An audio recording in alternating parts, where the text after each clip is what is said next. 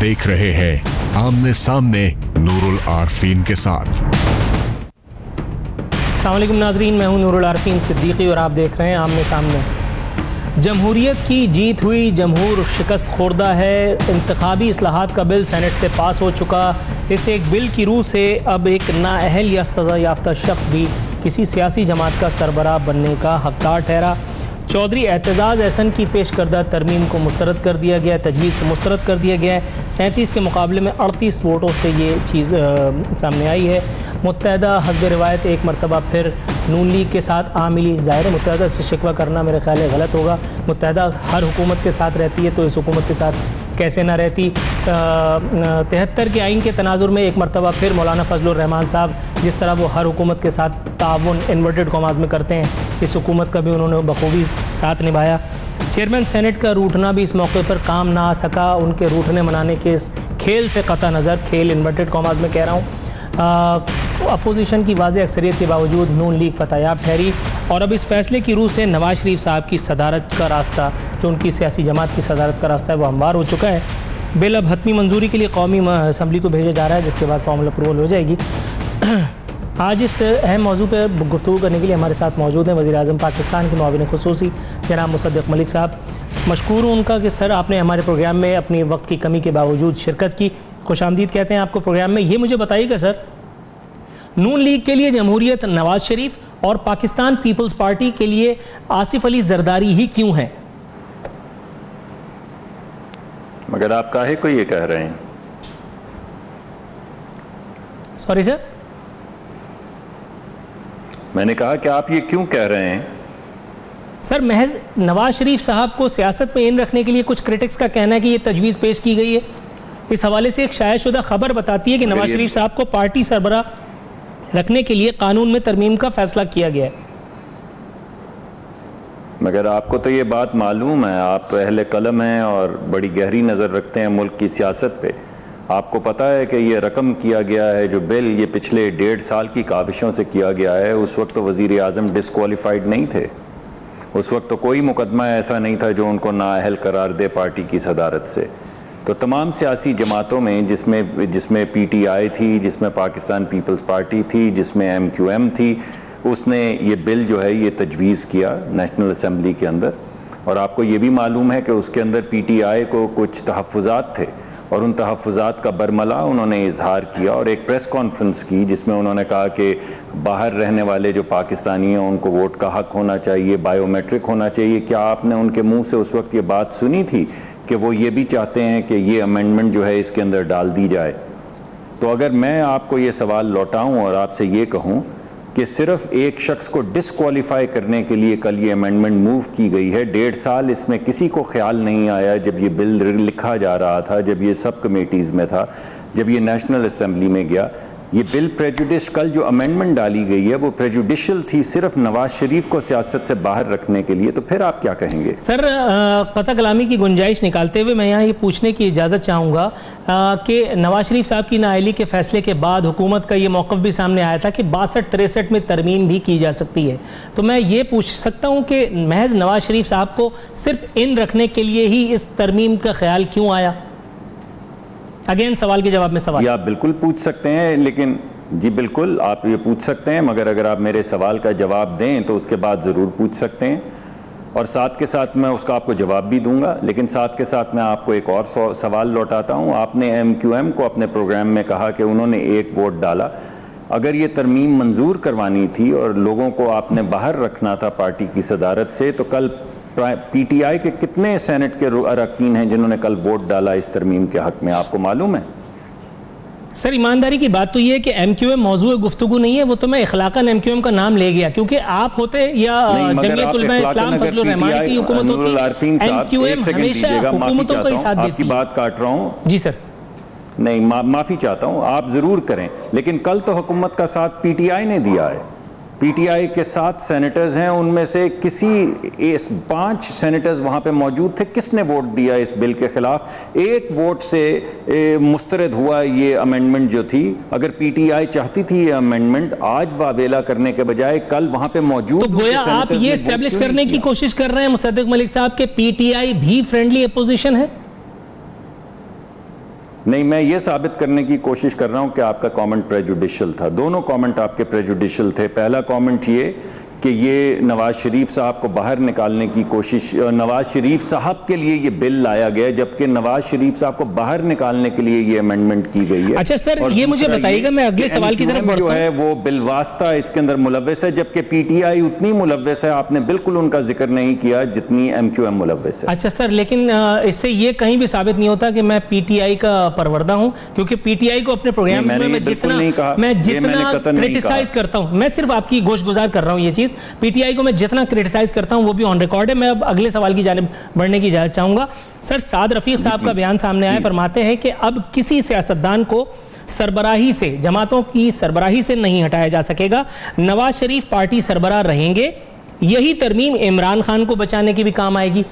یہ تو وہ بچوں کی طرح سے جیسے لالچ نہیں دیتے ہیں کہ یہ ٹافی لے لو تو اس کے بعد اپنا منہ بند کر لو، اور یہ اس طرح کی چیز نہیں ہے. عمران خان صاحب کو بچانا ہی کیوں ضروری ٹھہرا؟ عمران خان بھی، میں ابھی نواز شریف صاحب کی بات نہیں کر رہا، عمران خان بھی اس ملک کے لیے کیوں ضروری ہے؟ تحریک انصاف کسی اور کا نام بھی تو ہو سکتا ہے. واہ عمران خان. دیکھیے، مجھے تو جو بات سمجھ آتی ہے، سعد رفیق صاحب کا تو میں نے پورا بیان نہیں سنا، لیکن جو مجھے بات سمجھ آتی ہے وہ یہ ہے کہ اگر آپ اس کو عدالت میں لے جائیں اس بل کو، اور اس کو ختم بھی کروا دیں، جس کی آج اشارہ کیا جا رہا ہے. میں تیسرا چوتھا پروگرام کر رہا ہوں جس میں سب نے مجھے کہا کہ آہا بل تو ہو گیا، لیکن دیکھنا اب عدالت سے اس کو ہم سٹرائک ڈاؤن کروائیں گے. اگر یہ سٹرائک ڈاؤن بھی ہو جائے تو آپ دلوں کا کیا کریں گے؟ 120 حلقہ 120 کے لوگوں نے جو فیصلہ دیا ہے، نواز شریف صاحب جو دلوں پہ حکمرانی کرتے ہیں، اس کا آپ کیا کریں گے؟ پارٹی کی صدارت سے ہٹائیں گے؟ ملک کے وزیر اعظم ہونے سے ہٹائیں گے؟ کس چیز سے ہٹائیں گے؟ آپ جتنا ہٹانے کی کوشش کریں گے، اور آپ سے میرا مطلب آپ نہیں ہے، جتنا ہٹائیں گے وہ اتنا ہی لوگوں کے دلوں میں گھر کر اپنا گھر بنائیں گے. اور اس نقطۂ نظر سے کچھ فرق نہیں پڑتا کہ وہ پارٹی کے صدر ہیں یا نہیں ہیں، کیونکہ پارٹی کے صدر تو وہی رہیں گے. سر، کچھ لوگوں کا اعتراض یہ بھی ہے کہ نواز شریف صاحب بھی اب مسٹر الطاف حسین کی طرح لندن کو اپنی سیاسی یعنی پولیٹیکل ایکٹیویٹیز کا مرکز بنانے جا رہے ہیں. He is going to stay there for so long. اب پتہ نہیں کتنا لانگ. آپ اس بات کی تصدیق یا تردید فرمائیں گے؟ ایسا ہے؟ جی میں کچھ کہہ نہیں سکتا، کیونکہ اس وقت وہ اپنی بیگم صاحبہ کی علالت کی وجہ سے وہاں پر گئے ہوئے ہیں، اور سب کو یہ بات معلوم ہے. پرسوں بھی ان کی سرجری ہوئی ہے، تو وہ انشاءاللہ جب صحت یاب ہوں گی تو ہمیں امید ہے کہ وہ یہاں پر واپس آئیں گے ملک میں. لیکن اس سے پہلے بھی ان کو ملک سے نکالا گیا ہے، بہت عرصے کے لیے نکالا گیا ہے. کیا وہ الطاف حسین بن گئے تھے جب ان کو یہاں سے پہلے نکالا گیا تھا؟ تو وہ یہ بڑا فرق ہوتا ہے. الطاف حسین صاحب والا سوال آپ الطاف حسین صاحب سے پوچھئے. سر، ان سے تو بہت سارے پوچھنے کے لیے بہت سارے سوالات ہیں، لیکن پتہ نہیں کب یہ گھڑی آئے گی. ایک سیکنڈ ٹھہریے جی سر، مجھے ایک سیکنڈ دیجیے گا پلیز. جی سر. برا نہ منائیں. دیکھیے، ان کو اس سے پہلے بھی سزا دی گئی ہے، 27 سال کی سزا دی گئی تھی. اس سے پہلے ان کو ڈسکوالیفائی بھی کیا گیا ہے. اس سے پہلے ان کو ملک بدر بھی کیا گیا ہے. اس سے پہلے ان کو ملک جیلوں کے اندر بھی ڈالا گیا ہے. تو کیا بدل گیا؟ اس کے بعد 2/3 کی اکثریت سے دوبارہ وہ آ گئے. تو ایک مرتبہ پھر کر دیکھیں. سر، رؤوف کلاسرا صاحب معروف صحافی، تجزیہ کار، کالمسٹ ہیں، آپ یقیناً جانتے ہوں گے. آج کے ایک اداریے کو شیئر کرنا چاہوں گا آپ سے. لکھتے ہیں کہ شریف خاندان نے چند میڈیا گروپس کو ساتھ ملا کر وہ دھول اڑائی کہ لگتا ہے پنجاب میں لوگ جنت میں رہتے ہیں اور من و سلوہ روزانہ آسمان سے اترتا ہے. اور حالت یہ ہے کہ نواز شریف صاحب کا علاج بیرون ملک ہوتا ہے، شہباز شریف صاحب بیرون ملک سے علاج کراتے ہیں، اور اب محترمہ کلثوم نواز صاحبہ کا علاج بھی لندن کے ایک اسپتال میں ہو رہا ہے.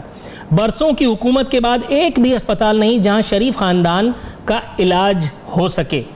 گورنر پنجاب کے لیے بھی $30,000 کی منظوری دی جانے والی ہے. انہوں نے بھی بیرون ملک علاج کے لیے جانا ہے. سر، $30,000 پہ اعتراض نہیں ہے، لیکن اس سے پہلے والا جو کامنٹ انہوں نے کیا ہے کہ شریف خاندان کے علاج کے لیے بھی ایک اسپتال پاکستان میں دستیاب نہیں، یہ چمکتا دمکتا صحت مند اجلا روشن پاکستان اور پنجاب کے نعروں پر یہ ایک سوالیہ نشان نہیں ہے؟ بات تو ویلڈ ہے اگر آپ تردید کر دیں. نہیں، دیکھیے، میں سمجھتا ہوں کہ اس کا کچھ جو کرٹیسزم ہے وہ بجا ہے کہ ہمارے ملک میں بعض ایسی اسپیشلائزیشنز نہیں ہیں. مثلا آپ نے نواز شریف صاحب کا حوالہ دیا. آپ کو معلوم ہے کہ وہ بہت زیادہ، جب ان کی سرجری ہوئی تو ان کی آئیوٹا جو ہے اس سرجری کے اندر کٹ گئی تھی، اور وہ جان کی کشمکش کے اندر بہت دیر تک رہے، جس کے بعد ان کی سرجری اللہ نے کامیاب کی، اور ان کی ایک ٹیم ہے جس کے ساتھ وہ ایک مسلسل تسلسل کے ساتھ ان کا علاج ہوتا ہے. لیکن یہ بات آپ کی برحق ہے کہ ہمارے ملک کے اندر بے شمار ایسی اسپیشلائزیشنز ہیں جس کے لیے بہت اعلیٰ ہیلتھ کیئر کا نظام میسر نہیں ہے. لیکن آپ کو یہ بھی بات معلوم ہے کہ اس ملک میں 70 سال سے غریب کو کوئی ایکسس نہیں تھا ہسپتال کا. صرف نواز شریف صاحب کے گمان میں یہ بات آئی 70 سال کے بعد کہ وہ لوگ جن کی 200 روپے دن کی کمائی 200 روپے سے کم ہے، ان کے لیے امیروں کے ہسپتال کھول دو. یعنی اگر آپ لاہور کے اندر یہ جو ہیلتھ کیئر کا پروگرام ہے جب آئے گا تو یہ تمام جو لوگ ہیں، جو غریب ترین لوگ جو 6000 یا اس سے کم کماتے ہیں، وہ ڈاکٹرز ہسپتال میں اپنا علاج کروا سکیں گے. کراچی کے اندر وہ آغا خان ہسپتال میں اپنا علاج کروا سکیں گے. سر قطع کلامی کی اگر آپ اجازت دیں تو 2 سوالات ہیں اور مجھے 3 منٹ کا وقفہ دیا گیا ہے. سن لیجئے. جی اگر آپ قطع کلامی کی اجازت دیں تو 2 سوال میں نے کور کرنے ہیں، 3 منٹ کا وقفہ ہے. یہ مجھے بتائیے گا سر. جی پلیز. ایاز امیر صاحب، ظاہر ہے آپ ان کو بھی جانتے ہوں گے، معروف صحافی، تجزیہ کار، کالمسٹ اور پتہ نہیں کیا کیا ہے. آج کے اخبار میں انہوں نے بھی ایک کالم لکھا ہے. لکھتے ہیں بیگم کلثوم نواز کا علاج ایک پرائیویٹ اسپتال میں ہو رہا ہے، وہاں ہر بات مکمل رازداری میں رکھی جاتی ہے، لیکن سابق وزیر اعظم اپنی اہلیہ کی عیادت کرنے جاتے ہیں اور محترمہ مریم صفدر ان کے ساتھ ہوتی ہیں تو سوشل میڈیا پر فوراً ہی تصویریں جاری ہو جاتی ہیں. یہ کیوں کیا جا رہا ہے؟ کیا اس لیے کہ لوگوں کے دلوں میں ہمدردی کی لہر پیدا ہو؟ کیا دلوں میں کوئی خیال ہے اور وہ عوام الناس کو باور کرانا چاہتے ہیں کہ بیگم کلثوم واقعی بہت بیمار ہیں؟ ان تصویروں کی نمائش کی ضرورت کیوں محسوس ہو رہی ہے؟ سر ایاز امیر صاحب کو اس پروگرام کے ذریعے ان کے اس سوال کا جواب اگر آپ 1 منٹ میں عنایت کریں گے تو میں اگلے سوال کی طرف آ جاؤں گا جو اختتامی سوال ہوگا. دیکھیے، ایاز امیر صاحب اس وقت بھی بہت لوگوں کے دل میں درد پیدا ہوا تھا جب ایاز امیر صاحب کو ٹکٹ نہیں ملا تھا PMLN کا، بہت کوشش کے باوجود، اور انہوں نے اس کے بعد سے پھر وہ بہت زیادہ یہ حقیقت پسند ہو گئے، اور وہ سچائی جو اس کا پہلے وہ برملا اظہار نہیں کرتے تھے، انہوں نے پھر اس سچائی کا اظہار کرنا شروع کر دیا. تو اس پہ میں اور آپ کو کیا comment. Right sir, got my answer. Sir میرا آخری سوال سر یہ ہے کہ حکومت معاشی ترقی کے دعوے کرتی ہے اور بہت سارے اداروں کی بحالی کی باتیں کی جاتی ہیں. میرے سامنے خبر موجود ہے، بتا رہی ہے کہ حکومت اہم سرکاری اداروں کی بحالی میں ناکام. سٹیل مل میں پیداواری عمل مکمل طور پر بند، PIA اپنی بقا کی جنگ لڑنے میں مصروف. ایک اور متعلقہ خبر بتاتی ہے کہ سینٹ میں لاپتہ قرار دیا گیا PIA کا طیارہ جرمن عجائب گھر سے مل گیا. یہ جرمن عجائب گھر میں یوں پہنچا کہ جرمنی کے وہ جو نخریلے CEO برینڈ ہلٹن، جن کو ہم فرمائشیں کر کے لے کر کے آئے تھے اور اس کے بعد ہم نے PIA کو ان کو ہینڈ اوور کیا، جنہوں نے اس کو کراچی اربن ٹرانسپورٹ اسکیم کے طیارے جہاز کی طرح رگڑا، اور اس کے بعد جاتے آتے عذرائے تفنن اخلاقاً ہی ایک جہاز لے کے چلے گئے. یہاں تو کوئی موٹر سائیکل کسی کو نہیں دیتا، یہ جہاز پورے کا پورا کیسے لے گئے؟ جیب میں تو آتا نہیں ہے جہاز. کیوں کسی نے نوٹس نہیں لیا؟ ان کا نام ECL میں موجود تھا. PIA آپ کے ناک کے نیچے کام کرنے والا ادارہ تھا. آپ نے ان کے CEO کو تقرر کیا، وہ نہ صرف خود گئے، ECL سے ان کا نام نکالا گیا، ان کو فیسیلیٹیٹ کیا گیا، اور اس کے بعد پھر FIA ہمیں لطیفہ سناتی ہے کہ ان کی گرفتاری کے لیے ریڈ وارنٹ جاری کیے جائیں گے. دیکھیے، مجھے PIA کے متعلق بہت زیادہ تفصیلات سے آگاہی نہیں ہے، تو مجھے اگر آپ تھوڑا وقت دیں گے تو میں آپ کے اگلے پروگرام میں ضرور انفارمیشن لے آؤں گا. لیکن PIA پہ ہمیں بہت زیادہ کامیابی نہیں ہوئی. PIA کے حوالے سے PIA کے اندر جو ہماری اسٹریٹجی تھی وہ یہ تھی کہ اس کو پرائیویٹائز کر دیا جائے، یا کم از کم اس کا ایک بہت بڑا حصہ جو ہے وہ پرائیویٹائز کر دیا جائے تاکہ اس کے اندر کارپوریٹ سٹرکچر آ جائے. PIA کے اندر یونینز ہیں، PIA کے اندر بہت زیادہ امپلائمنٹ ہے، اور ہمارے یہ شامل تھا مینیفیسٹو میں کہ اس کو پرائیویٹائز کریں گے، اور اس زمانے میں PTI کے مینیفیسٹو میں بھی شامل تھا کہ اس کو پرائیویٹائز کریں گے. PPP فنڈامنٹلی اس کی مخالفت کرتی ہے کہ کسی بھی چیز کو پرائیویٹائز کیا جائے. لیکن جب PTI نے بھی ہاتھ جوائن کر لیا اور اپنے صرف سیاسی مخالفت کے لیے جو ان کا نقطہ نظر تھا، بہت ہی معذرت کے ساتھ یہاں مجھے مسلسل بریک لینے کے لیے کہا جا رہا ہے. یہاں ہمارے اس سیگمنٹ کا اختتام ہوا. ناظرین، PIA کو پے آف کیا گیا ہو یا نہ کیا گیا ہو، لیکن برینڈ ہلٹن کے تو مزے آ گئے. ایک پورے کا پورا طیارہ لے گئے. جمہوریت کا اس سے بڑا فائدہ اور کیا ہوگا؟ یہاں وقت ہوا ایک مختصر سی کمرشل بریک کا.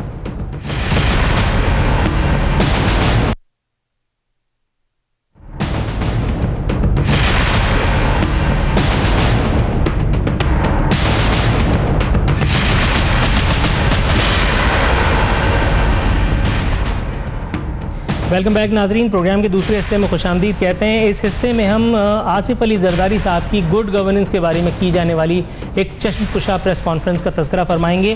یہ ایک ایسی پریس کانفرنس تھی جس میں انہوں نے نون لیگ یعنی نواز شریف صاحب اور تحریک انصاف یعنی عمران خان صاحب کی کارکردگی کو، خود ان کی ذات کو بڑا شدید تنقید کا نشانہ بنایا۔ انہوں نے کچھ نصیحتیں بھی کیں، کچھ اعترافات بھی تھے۔ وہ نصیحتیں کیا تھیں، وہ کرٹیسزم کیا تھا، اس کا ایک نمونہ ذرا ملاحظہ کیجیے۔ پاکستان میں اور بڑے مسئلے ہیں۔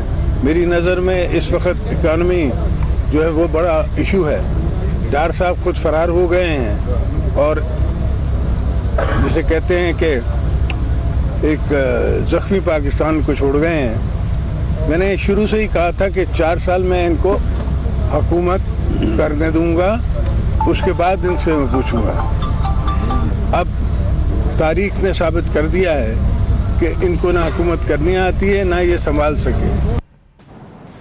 ناظرین، اس سے ایک اہم موضوع پہ گفتگو کرنے کے لیے ہمارے ساتھ موجود ہیں سندھ کے صوبائی وزیر اطلاعات جناب ناصر حسین شاہ صاحب۔ پروگرام میں خوش آمدید کہوں گا۔ سر، آپ کو بہت بہت شکریہ کہ آپ ہمارے ساتھ موجود ہیں۔ سر، یہ مجھے بتائیے گا، آصف علی زرداری صاحب نے فرمایا 4 سال ان کو حکومت کرنے دوں گا، اس کے بعد ان سے پوچھوں گا، تو اس کے جواب میں اگر میں یہ کہوں کہ پھر اللہ تعالیٰ بھی پوچھے گا ان تمام مظلوموں کی اموات پر جو گڈ گورننس کی تمام تر دعووں اور نصیحتوں کے باوجود تھر اور مٹی میں آپ کی ناک کے نیچے موت کا کھیل جاری ہے۔ ہر سال یہ رسم اسی شدت سے ادا کی جاتی ہے۔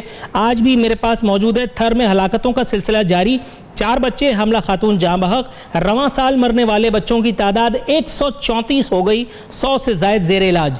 مٹی کی خبر ہے، مٹی میں وبائی امراض، 7 بچے لقمہ اجل بن گئے۔ تھر ہلاکتوں سے متعلق سندھ ہائی کورٹ نے بھی حکومتی رپورٹ مسترد کر دی۔ چیف جسٹس کا کہنا ہے کہ افسران پکنک منانے تھر جاتے ہیں، وہاں لوگوں کے پاس کفن دفن کے پیسے تک نہیں۔ اب آپ تفصیلی جواب دے سکتے ہیں۔ بسم اللہ الرحمن الرحیم، اللہم صلی علی محمد و آل محمد۔ عارفین بھائی، ایک چکر کائنڈلی آپ بھی لگا لیں وہاں پہ۔ سر، چکر سے بڑی مشکل سے نکلا ہوں، اب زندگی نارمل ہوئی۔ نہیں، وہاں کا چکر لگا لیں۔ اچھا، وہاں خود جو ہے جا کر خود دیکھیں، مشاہدہ کریں، اور سینگ از بلیونگ ہوتی ہے۔ جتنا زیادہ کام پاکستان پیپلز پارٹی کی گورنمنٹ نے اس تھر کے ایریا میں جس کو آپ ذکر کر رہے ہیں وہاں پہ ہوا ہے، ایسا پہلے کبھی نہیں ہوا۔ ہر فیسلٹیز کو آپ دیکھ لیں، اگر ہیلتھ کو صرف دیکھ لیں تو اس میں بہت زیادہ نمایاں اس میں فرق آیا ہے، اور وہاں پہ ہر طرح سے پرووائڈ کی گئی ہیں جو فیسلٹیز ہیں، نہ صرف ہاسپٹلز میں بلکہ وہاں کے محل و وقوع کے لحاظ سے، کیونکہ ریگستان کا ایریا ہے، وہاں پہ ایک موبائل پورے ڈسپینسری ہیں جس میں مکمل طور پر ایکوپڈ ایک ہاسپٹل کی وہاں پہ سہولت جو ہو اس میں۔ اچھا سر، یہاں قطع کلامی کی گنجائش نکالتے ہوئے میں آپ سے صرف ایک ریکویسٹ کروں گا، کائنڈلی محتاط گفتگو کیجیے گا، کیونکہ جس وقت آپ کے دعوے کر رہے ہیں ساتھ ہی ساتھ اسکرین پر کچھ شارٹس بھی چل رہے ہیں، کچھ ویڈیو فوٹیج بھی چل رہی ہے، تو لوگ آپ کے بیان کو اسی حوالے سے دیکھیں گے۔ دوسری بات، انٹرپشن کی گنجائش کے فائدہ اٹھاتے ہوئے میں یہ بتاؤں گا، چیف جسٹس صاحب کو یہ غلط فہمی کیوں ہوئی ہے سر کہ وہاں گورننس نہیں ہو رہی ہے سندھ میں؟ کہتے ہیں کہ ان افسران کا ضمیر مر چکا ہے، انہیں صرف تنخواہوں سے غرض ہے، سوچتے ہوں گے چلو ماروی کا کنواں دیکھ لیں۔ مطلب سر، چیف جسٹس کو یہ ساری باتیں کیوں نہیں پتا جو آپ مجھے بتا رہے ہیں؟ میں آپ کو ریکویسٹ کروں کہ یہ جو فوٹیج آپ ضرور دکھا رہے ہوں گے جو اس وقت میں نہیں دیکھ پا رہا، یہ بہت پرانے ہوں گے یا اب والے نہیں ہوں گے، اس لیے تو میں کہہ رہا ہوں، آپ سے ریکویسٹ کر رہا ہوں کہ آپ خود وہاں پہ جا کے دیکھیں کہ وہاں پہ پاکستان پیپلز پارٹی نے کیا کام کیا ہے، کتنا زیادہ کام کیا ہے ہر فیلڈ میں۔ میں چیف جسٹس صاحب کا بہت عزت و احترام کرتا ہوں، اس لیے ظاہر ہے ان کے لیے تو میں کچھ نہیں کہہ سکتا۔ عدالت عالیہ کے ریمارکس، ان کے فیصلوں کے خلاف تو ہم کوئی بات نہیں کر سکتے، لیکن میں اس بات سے بالکل متفق نہیں ہوں۔ چلیں سر، آپ کے اسی عدم اتفاق کا فائدہ اٹھا کر میں اگلا سوال تھرو کرنے کی اجازت چاہتا ہوں۔ رؤف کلاسرہ صاحب آپ کے ایک بہت معتقد ہیں، پروگرام کے پہلے حصے میں مصدق ملک صاحب کو میں نے ان کا ایک قطعہ سنایا تھا، وہ کوئی خاص خوش نہیں ہوئے، آپ کو بھی کوشش کرتا ہوں تھوڑا سا ناراض کرنے کی۔ رؤف کلاسرہ صاحب لکھتے ہیں، پیپلز پارٹی نے کھل کر جو کھیل کھیلے اس کے اثرات ابھی تک دیکھے جا سکتے ہیں۔ باقی تو چھوڑیں, بجلی پیدا کرنے کے نام پر ترکی سے جو کرائے کا جہاز منگوایا گیا اس کے ساتھ جو ڈیل ہوئی اس کی تفصیلات سن کر سب کے ہوش اڑ جائیں گے. اس کرائے کے جہاز نے 230 میگا واٹ بجلی پیدا کرنی تھی اور صرف 44 میگا واٹ پیدا کر رہا تھا, جبکہ اربوں روپے کی ادائیگی ایڈوانس کر دی گئی تھی. بجلی کا جو ریٹ طے ہوا تھا وہ 50 روپے یونٹ تھا. اندازہ کریں کتنا بڑا ہاتھ کیا گیا تھا اس ملک کے ساتھ. آگے لکھتے ہیں, زرداری صاحب جب تک سکرین کے پیچھے تھے ان کے سٹائل کا کسی کو علم نہ تھا. سٹائل کھلا تو سب کی چیخیں نکل گئیں. رہی صحیح کسر اب سندھ میں پوری ہو گئی ہے. لگتا ہے کراچی نہیں دبئی سندھ کا دارالحکومت بن گیا ہے. اندرون سندھ تو چھوڑیں, جو حشر کراچی کا کر دیا گیا ہے اس کے بعد کانوں کو ہاتھ لگانے کو دل چاہتا ہے. سر تفصیلی جواب ارشاد فرمائیے تاکہ میں بھی کچھ ذرا تشفی محسوس کروں. رؤف کلاسرا صاحب جو ہیں, میں ذاتی طور پر تو ان کی بہت عزت کرتا ہوں, لیکن وہ اس طرح کی کالم, اس طرح کی باتیں لکھتے رہتے ہیں جن میں کوئی صداقت نہیں ہوتی. ان کا اپنا ایک نظریہ ہے, اپنا ایک وہ مائنڈ سیٹ ہے, اس کے تحت لکھتے ہیں. ان ساری چیزوں میں کوئی صداقت نہیں ہے. ان کی بہت ساری چیزیں اور بھی میں نے پڑھی ہیں. اب ہمارے ہاں تو سب سے بڑا المیہ یہ ہے کہ میں رؤف کلاسرا کے علاوہ بات کر رہا ہوں. بہت سارے ہمارے میڈیا کے جو مہربان چیمپئن آپ کے مختلف چینلز پہ آ کے, مختلف پروگرامز میں آ کے اتنے جھوٹ بولتے ہیں کہ میں اس میں تو کوئی دو رائے نہیں کہ یہ کرنٹ افیئرز پروگرام میں جتنا جھوٹ بولا جاتا ہے, ایک ہوتا ہے سفید جھوٹ, اور جتنی چیزیں یہ بات آپ کی بالکل درست ہے. دیکھیں آپ بھی مسکرا رہے ہیں. اچھا سر, یہاں میں ایک اور چیز عرض کرنا چاہوں گا. سر آصف علی زرداری صاحب پر آتے ہوئے, کیونکہ آصف علی زرداری صاحب جو ہیں وہ اس وقت ان کا رخ روشن, وہ بھی آن ایئر ہے میرے اور آپ کے ساتھ, ہمیں یہ مسرت حاصل ہو رہی ہے. چلائیں جی وہ ایک دوسری ویڈیو جس میں آصف علی زرداری صاحب کچھ اور انکشاف فرما رہے ہیں.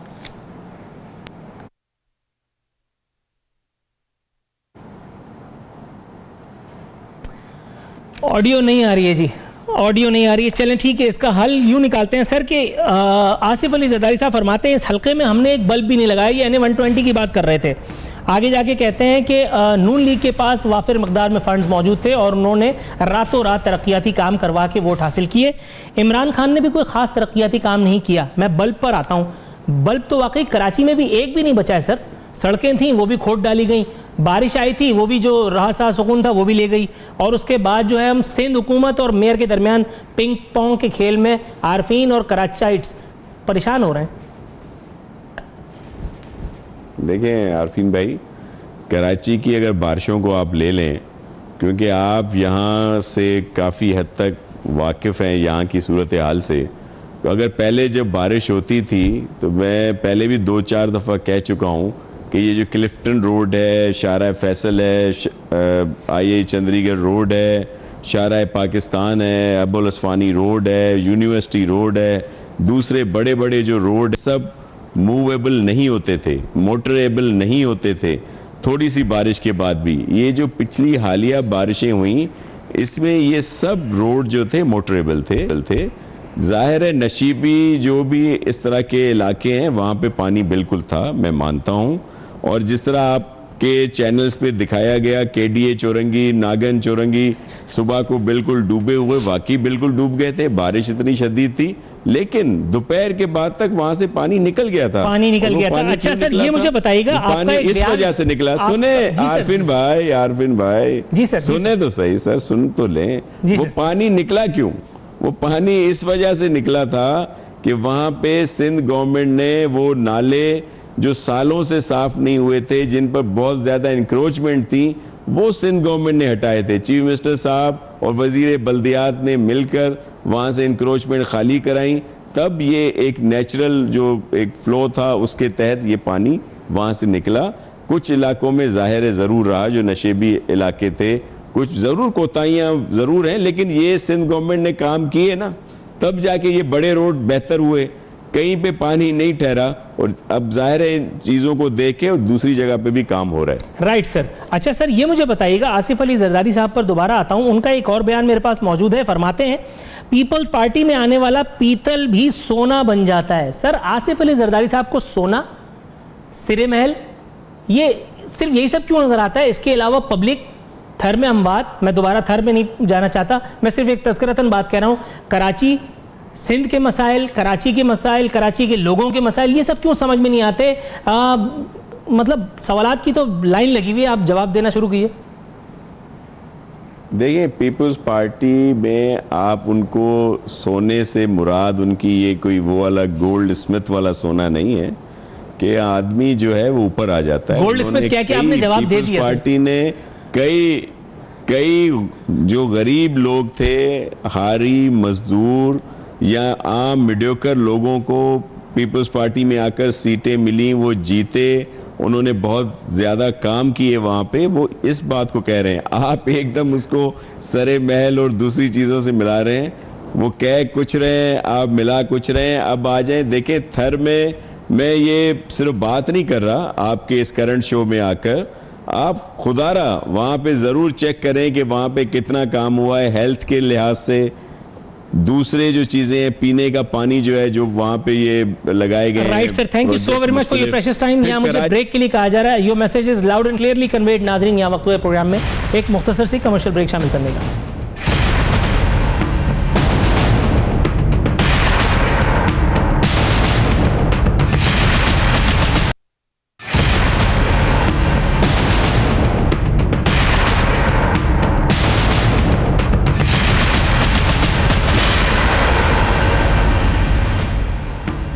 ویلکم بیک ناظرین. پروگرام کے اس اختتامی مرحلے میں ہم ذکر کریں گے عصر حاضر کے اس سب سے بڑے انسانی المیے پر جو ہمارے پڑوس میں برما میں روہنگیا مسلمانوں کے ساتھ واقعات پیش آ رہے ہیں, ان کے بارے میں. ایک اندازے کے مطابق ہزاروں کی تعداد, سینکڑوں نہیں ہزاروں کی تعداد میں مسلمانوں کو قتل کیا جا چکا ہے. خواتین, عفت مآب خواتین کی عصمتوں کو تار تار کیا جا چکا ہے. معصوم بچوں کے جوق در جوق لاشیں آپ کو اپنی ٹیلی ویژن اسکرین پر تھوڑی دیر میں نظر آئیں گے. 2.25 لاکھ بتایا گیا ہے کہ روہنگیا بچے بھوک سے جاں بلب ہیں. برمی افواج روہنگیا خواتین کو بے حرمتی کے بعد جلانے لگی ہیں. 15 سالہ 14 سالہ لڑکیاں بھی محفوظ نہیں ہیں. برمی فوج نے اعتراف کیا ہے کہ 176 مسلم دیہات ہم نے مکمل طور پر خالی کرا لیے ہیں. 50 سے زائد گاؤں کو نظر آتش کیا جا چکا ہے. BBC سے لے کر کے الجزیرہ, کوئی ایسا نشریاتی ادارہ بین الاقوامی نہیں ہے کہ جس نے یہ ساری چیزیں کور نہیں کی. اور ہم مسلمان انفارچونیٹلی اپنی عبادات میں مصروف ہیں, جبکہ وہ مسلمان جو ہماری اس وقت امداد کے یا کم از کم توجہ کے مستحق ہیں, ہم ان کی طرف بھی نہیں دیکھ پا رہے. ہماری اپنی مصروفیات ہیں, ہماری اپنی مجبوریاں ہیں. زیر نظر تصویر میں آپ ان چھوٹے چھوٹے معصوم بچوں کی لاشوں کو دیکھیے. اپنے گھروں میں کھیلنے والے ان معصوم بچوں کو دیکھیے جو آپ کے میرے بچے ہیں. اللہ نہ کرے میرے منہ میں خاک, خدا نہ خواستہ اگر یہ قہر, یہ قیامت ہماری زمین پر ٹوٹتی تو کیا تب بھی ہمارے اوپر یہی خاموشی, ہمارے لبوں پر یہی قفل رہتا؟ یہ آفت ان پر نہیں, دراصل اللہ تعالیٰ نے اس امت مسلمہ پر, مجھ پر اور آپ پر اس لیے مسلط کیے تاکہ ہمارے ضبط کو, ہمارے صبر کو اور ہمارے اعمال کو آزمایا جا سکے. اسی طرح کی موضوعات پر گفتگو کرنے کے لیے آج ہمارے ساتھ موجود ہیں امیر جماعت اسلامی پاکستان جناب سراج الحق صاحب. ان سے بات کریں گے. السلام علیکم سراج صاحب. ورحمۃ اللہ. سراج صاحب, میں بات کر رہا تھا روہنگیا مسلمانوں کی جو اس وقت حالت ازار ہے, اور اس حوالے سے ہمارے جو کرتوت ہیں, انفارچونیٹلی مجھے یہ جملہ استعمال کرنا پڑ رہا ہے, ہم صرف مظاہرے کر کے اور ہم صرف فیس بک اور ٹویٹر کو استعمال کر کے کیا روہنگیا مسلمان بھائیوں کی کوئی مدد کر رہے ہیں؟ کیا مسلم خواتین کی عصمتوں کا لٹنا بھی مسلم حکمرانوں کی آنکھیں کھول دینے کے لیے کافی نہیں ہے؟ کیا ایٹمی قوت ہونے کے باوجود بھی ہمارا یوں بے ساختہ ادھر ادھر دیکھنا اور بغلیں جھانکنا, کیا ہر مسئلے کو طیب ردگان کو ٹیک اپ کرنا, یہی سب ہماری امت مسلمہ کے علامت ہونے کی نشانی ہے؟ بسم اللہ الرحمن الرحیم. ایک قوم ہے, ہماری امت ہے, اور ایک ہمارے حکمران ہے. ہماری جو قوم اور ہماری ملت ہے الحمدللہ ہر وقت بیدار ہے اور ذمہ داری کا احساس ہے, قربانیاں دی ہے, کنٹریبیوشن کی ہے, اور اپنے جیب اور اپنے مالوں میں ان کا حصہ تو ہمیشہ انہوں نے کیا ہے. جہاں تک حکمران ہے تو وہ اس کو اپنا ایشو ہی نہیں سمجھتے ہیں. میں سمجھتا ہوں کہ روہنگیا کا مسئلہ بہت زیادہ المناک ہے اور ایک شدید ازمائش سے 2-4 قوم ہیں, مر رہی ہے, کٹ رہی ہے, ختم ہو رہی ہے, چیخ رہی ہے, بلک رہی ہے, رو رہی ہے, ان کی چیخیں آسمانوں تک پہنچ رہی ہے. لیکن عام مسلمانوں کے علاوہ غیر مسلموں نے بھی کچھ نہ کچھ رسپانس تو دیا ہے, لیکن مسلمان حکمرانوں نے اس چیخ اور پکار تو اب تک نہیں سنا ہے. یہ تب بیدار ہوں گے جب شاید اقوام متحدہ یا امریکہ کہے کہ ہاں یہ ظلم ہو رہا ہے. تو جب وہ کہیں کہ اب رات اندھیرا ہے تو یہ کہتے ہیں ہاں اندھیرا ہے. جب وہ کہیں کہ روشنی ہے تو یہ کہتے ہیں کہ روشنی ہے. لیکن ان کی اپنی ضمیر ہمیشہ اس طرح سوتے رہتی ہے. سر یہ مجھے بتائیے گا سراج صاحب کے روہنگیا والوں کے لیے، روہنگیا بھائیوں کے لیے انفیکٹ شاہ سلمان نے ایک بہت بڑی توپ چلائی ہے. انہوں نے $1.5 کروڑ کی سعودی امداد کا اعلان کیا ہے، اور ابھی بھی یہ اعلان ہی ہے. شاہ سلمان نے ہدایت کی ہے ٹیم جلد بنگلہ دیش جائے گی. یہ جلد کتنے جلد ہوگا، اور کیا اس ایک مقدس سرزمین پر بیٹھنے والے حکمرانوں پر سب سے زیادہ ذمہ داری عائد نہیں ہوتی ہے؟ کیا ان کے جو تجوریاں ہیں، ان کی تجوریوں میں پڑا ہوا یہ جو مقید قسم کا آپ اس کو کہہ رہے ہیں زر و جواہر کے انبار ہیں، کیا یہ ان کے گلے کا طوق نہیں بنیں گے؟ فلسطین کی طرف ان کی ذمہ داریاں ہیں، یہ وہ ادا نہیں کرتے. دوسری طرف اگر آپ برما کی مثال لے لیں، کشمیر کی مثال لے لیں، اور کسی جگہ کی مثال لے لیں، سعودیہ کا رول آخر کیا ہے سر؟ دیکھیے ہم تو وہی بات کریں گے جو ہماری ذمہ داری ہے. الحمدللہ جماعت اسلامی پاکستان کے لوگ ہمارے جو خدمت فاؤنڈیشن کے ذمہ داران بروقت پہنچے ہیں، وہاں کیمپوں کا دورہ کیا ہے، واپس آتے روہنگیا سچویشن صورتحال سے ہمیں بھی آگاہ کیا اور میڈیا کے ذریعے اپنی قوم کو. اور اب ایک ایسا نظام، ایک ایسا سسٹم بنا ہے کہ الحمدللہ ان تک امداد پہنچنا، وہاں کیمپوں تک تعاون پہنچانے کا ایک تجیل نکلا ہے. اس میں یورپ کی کچھ تنظیم بھی ہے، اس میں ترکی کی بھی کچھ تنظیمیں ہیں، اور اس میں پاکستان سے ہمارے خدمت فاؤنڈیشن ہے. میں عبدالشکور ان کے صدر ہیں، اور وہاں سے آنے کے بعد ان نے اسلام آباد میں تمام فلاحی تنظیموں کا ایک اجلاس بلایا. اب انہوں نے ایک مشترکہ ایکشن پلان تیار کیا ہے، اور آج بھی آپ کے اس پروگرام سے قبل میں نے ان سے ساری رپورٹ اور صورتحال لے لی ہے. تو انہوں نے ساری سچویشن مجھے بتائی ہے کہ اب الحمدللہ ان تک تعاون پہنچانے کا ایک راستہ، ایک طرح کار اب بن گیا ہے.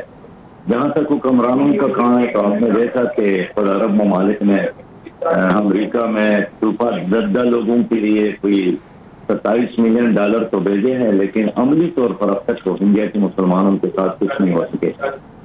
آتے ان کو پانی، ان کو دوائی بھی ایک ضرورت. حکومتوں کی حیثیت سے ایک پریشر ڈیولپ کرنا، اس ظلم کو بند کروانا اور برما کی حکومت کو اس ظلم سے منع کرنا، اصل حکومتوں کا کام یہ ہے جو نظر نہیں آ رہا ہے. اچھا سراج صاحب قطع کلامی کی اجازت دیجئے، یہ مجھے بتائیے سر، آپ کے خیال میں ایٹمی قوت ہم ہے اور ہر جگہ بازی لے جاتا ہے ترکی، اور اس کے باوجود بھی ہمارے حکمرانوں کو جو ترکی کے حکمرانوں سے قربت کے دعوے کرتے اور اس حوالے سے ان کے ساتھ کھڑے ہو کے تصویریں کھنچواتے ہوئے نہیں تھکتے، ان سے کوئی سبق نہیں لیتے. آپ کے خیال میں ہم غلطی سے ایٹمی قوت بن گئے یا ترکی بدقسمتی سے ایٹمی قوت نہیں بن سکا؟ لیکن ایٹمی قوت نہ بننے کے باوجود بھی وہ مسلم دنیا کا لیڈر تو بن چکا طیب اردگان کی قیادت میں.